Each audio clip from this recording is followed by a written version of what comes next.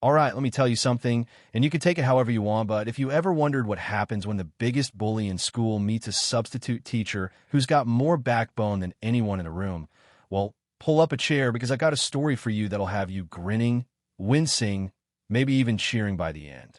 You ever seen a legend get made in a single afternoon? Yeah, that happened. And it started the day Cassie Blake rolled up to Lincoln Alternative Academy in her beat-up Honda Civic, nerves wound tight as the October wind. From the outside, Lincoln looks more like a low-security prison than a school windows covered in mesh, concrete walls that suck the color out of the sky, and a parking lot lined with cracks and weeds. Inside, it's even rougher, a last stop for kids who've been booted from every other school in town, some for fighting, some for drugs, all of them carrying scars that run a lot deeper than what you see on the surface. And the worst of femur, maybe the king of the heap, was Tyler Brennan. 18, 6'2", mean as a junkyard dog, and untouchable thanks to his dad sitting high on the city council. Kids called him the mayor, and for 2 years, not a single teacher lasted more than 6 weeks in his class. He and his crew, Jake, built like a bulldozer, and Mason, twitchy, all nervous energy made sure of that.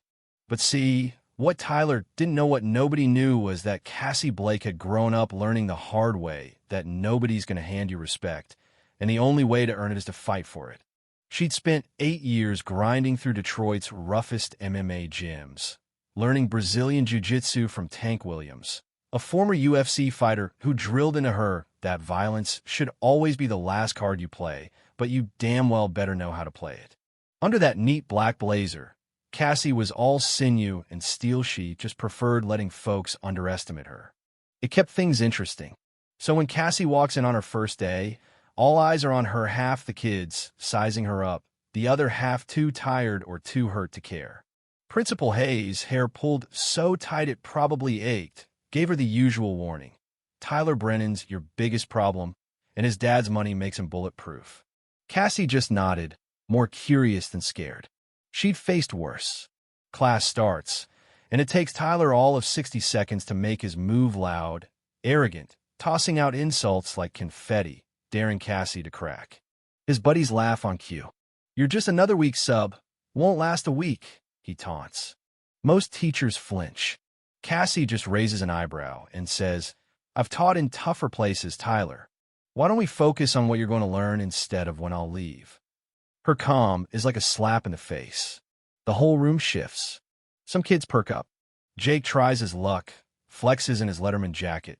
"Lady, you look like you've never seen a hard day in your life."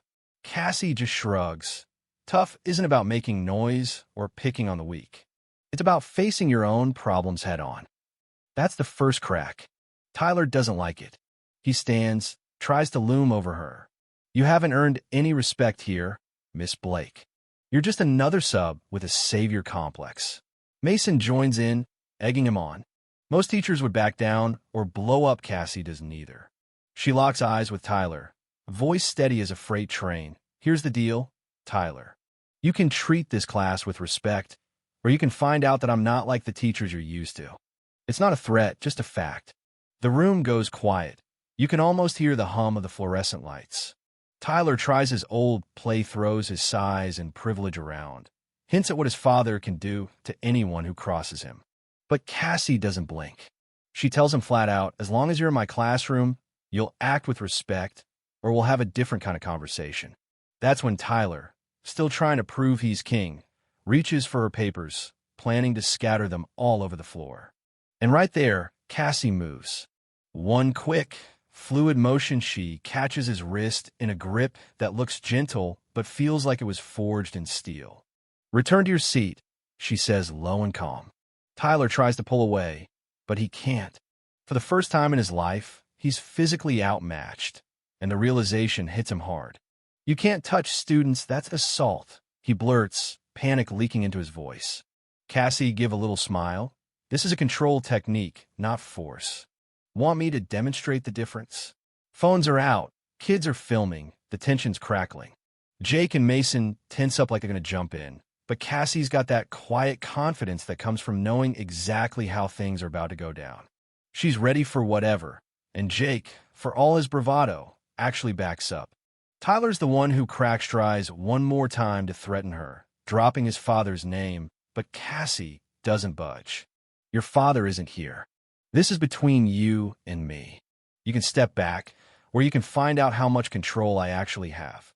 It only takes a few more seconds for Tyler to realize he's out of moves.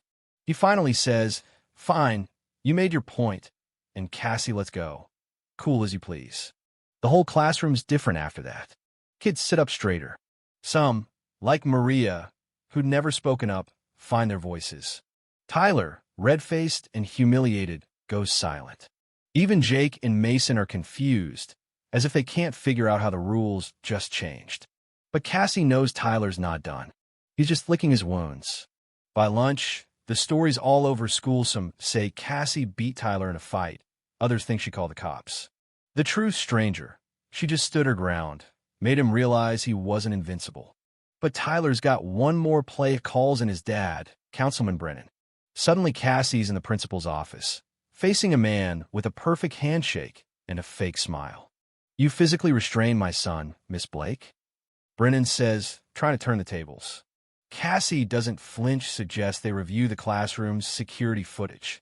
Principal Hayes, catching on, plays along. Brennan can't challenge it without undermining his own kid's story.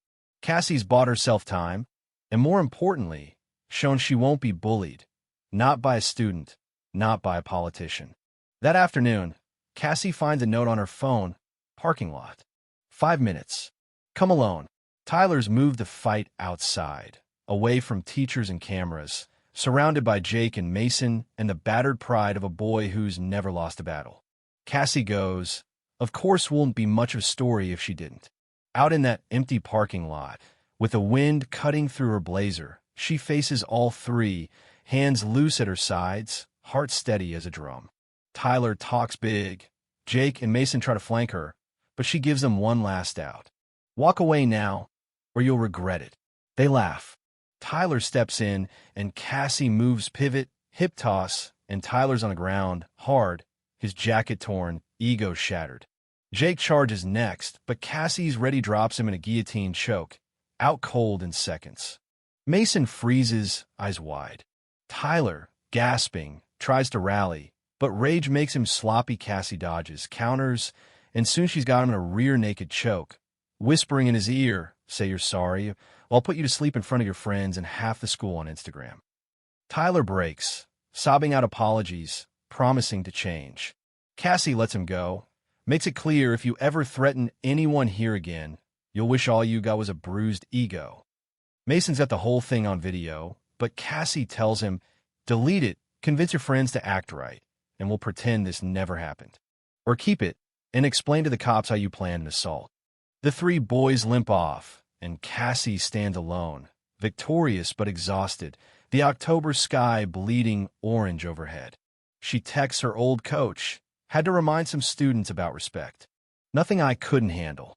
He writes back, "Real victory is preventing the next fight." And as Cassie drives home, she realizes he's right. Sometimes the lesson isn't about the fight, but what comes after.